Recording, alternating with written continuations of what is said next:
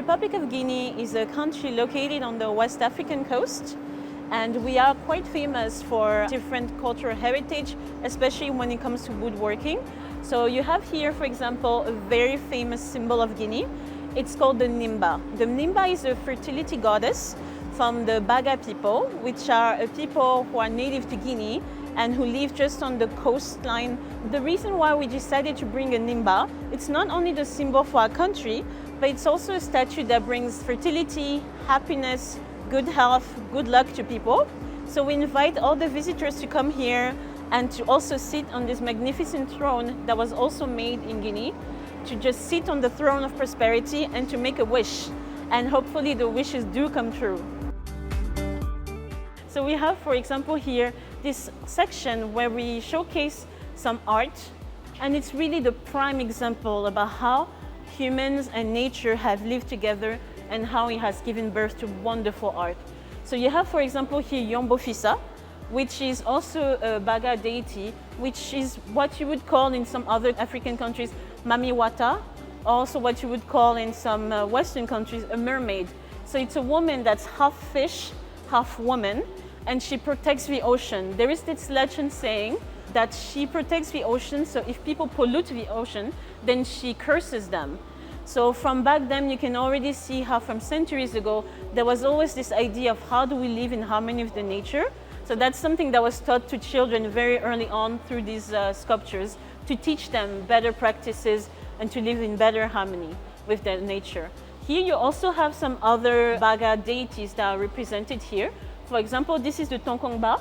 As you can see, it's also a carved wood, but it's in the shape of a turtle. So you can see a lot of the deities were actually based on nature and the animals that were in their surroundings, and how it then mixed in with their beliefs to then be considered as deities. So this one is the turtle.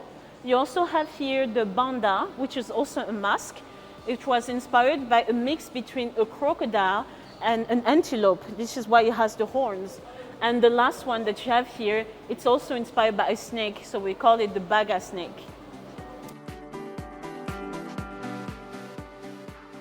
So here you have also some beautiful artwork that was also done by the coastal people, the Baga people of Guinea. And the reason why we decided to include them is to really show the way that globalization and cultural mixing has been happening for centuries. They had animals that were from their own environment, turtles, crocodiles, snakes, and then you start seeing pelicans. Pelicans are actually not native to Guinea, but the legend says that they came in following the boats of the Westerners that came from Europe, and that's how they arrived to Western Africa. And this is represented in the art. So you can see how the cultural mixing happened in the art through the representation of some more Westerner animals, such as pelicans. So it really shows how, even back then, you could see the cultural mixing and how it gave birth to some wonderful art. This beautiful culture is called Tam Tam. This is particular you can find particularly on the north of Vanuatu. This carving we used back in the days where there's no communication, like mobile phone or even a bell. You see the hole between the belly where it can produce the sound. They have different sounds where there is a catering for wedding, sounds for someone is die. There is different sounds. So the chief usually hit the belly to produce the sound. So once they produce this, like a catering or something, people already know what the sound means. So we call it Tam Tam. Tam Tam is really significant and is one of the famous, like a totem to Vanuatu. So we really respect the culture. And the mask also is symbolized culture of Vanuatu, where there is ancestors, they believe that we have like a sort of god back in the days. So the sculpture you see is the different faces. Made out of traditional wood, koyu wood. So as already explained at this sculpture over there, this is a symbol of the Tam Tam. This is a purification of totem highly respected in Vanuatu. So when they do the carving, they normally use singing. So when they sing, they believe that the spirits of our ancestors, they went inside the Tam Tam to protect us, not to cause danger or harm to a certain community or family, just to protect and to give you always luck. This one is very interesting. It's called the plaque fern. So in Vanuatu, people doing, farming the type of tree. The type of tree just to do the sculpture. And the sculpture of the tam-tam is is very expensive. This kind of tree is called plaque. Normally it's the only trunk here. When it got old, this particular material came out from. So they're using this one specifically to do the sculpture.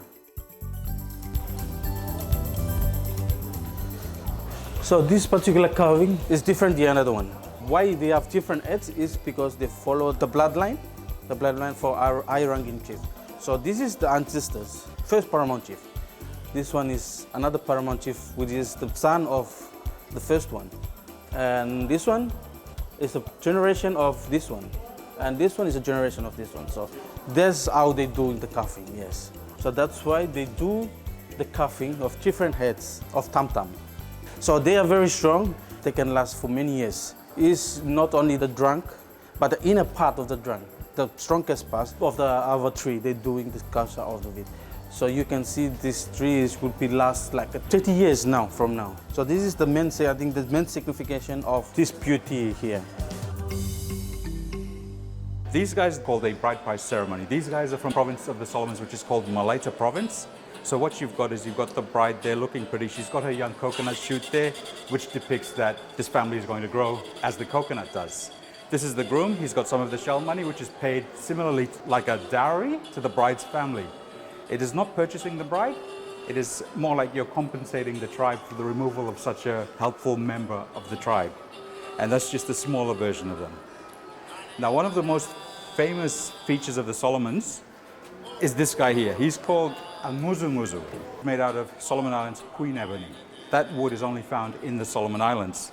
You can see he's holding a bird here. So culturally, that means that when he's sitting on the bow of the canoe and he's got a bird, he's coming for peace. Now, if it was the other way around and he had a skull in his hand, that means he's come to make war.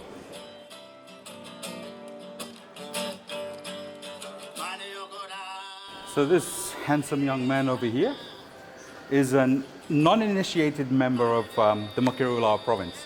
You can see he doesn't have his facial scarifications yet, which he usually gets upon initiation. But the way he's dressed, it looks like he's on his way to get that initiation done, where he'll get the scars put in. This is just a dancing stick. This down here just depicts the tohi, or the custom house, where the initiation would take place. Just two more heads here, and this one here on your right, again, is made out of Solomon Island queen ebony. That species of ebony is only found in the Solomons. In Africa, you've got the king ebony. So it's a protected wood. So what happens is a lot of the carvers, they just find petrified bits of the wood that have fallen or have been felled earlier, and they make these carvings out. The inlay there that you see is often made from either different color lip shell or nautilus. We have one big statue. The statue is like a general for my country. It's represented one of our tribe, Kuba tribe. In the past, those guys was protecting the king. They were like a soldier. This one is the weapon. You know, when you went for the war, you used to use this for killing the enemies. Sifflet. It was for calling other soldiers. When his field is in danger, it's called the other soldier to come and to fight. This one was the knife. If he doesn't use it, he's going to use the knife to kill the enemies. Our exposition is divided by statues, okay, where we show some artistic works from our country and some gods represented through it. Here is the Mother Earth. It's also known by another goddess. The Kony as well, we have one there like I showed you, and here. This symbolizes the love of the mother for the children. That's why you can see the mother here, and she's protecting the children actually. You can see two statues here, and you can see one woman and man.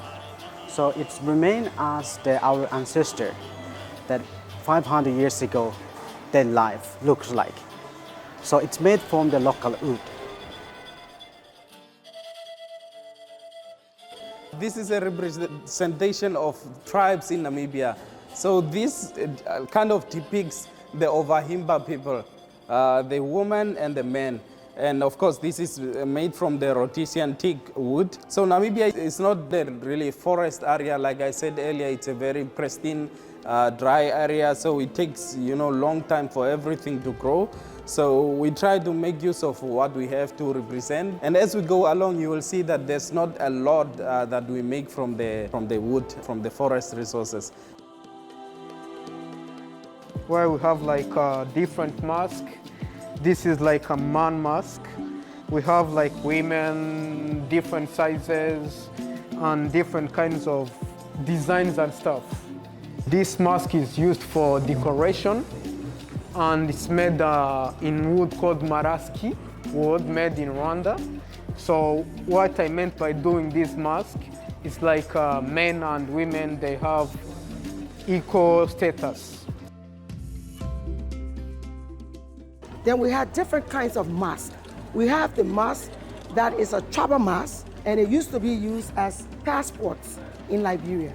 And then we have the dancing mask, and the dancing mask is the masquerade.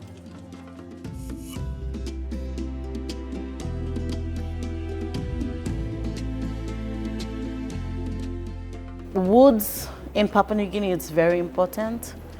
Like in the past, people just used wood to tell a story through different types of carving. And that's how the elders passed on the story down to the younger generation. So wood plays a very important part in Papua New Guinea society. And the knowledge is still passed on. And it is very important that we continue to hold on to that so we don't lose it. So wood is very important. This is another amazing carving made from wood. This is known as the Malangan mask. Usually on the top of the mask, like the air, is from the wood chips or something. So this is a mask. There is an occasion called Malangan festivals. They farewell the dead. In terms of wooden, play very important roles to Laos. I'll introduce you wooden handicraft. This is the forest wood. We can find raw material easily.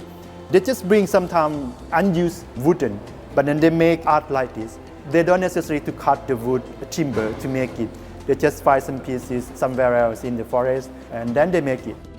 Wooden handicraft mainly dominated by male because it needs some kind of powerful person to make it. And usually it's shown traditional way of living.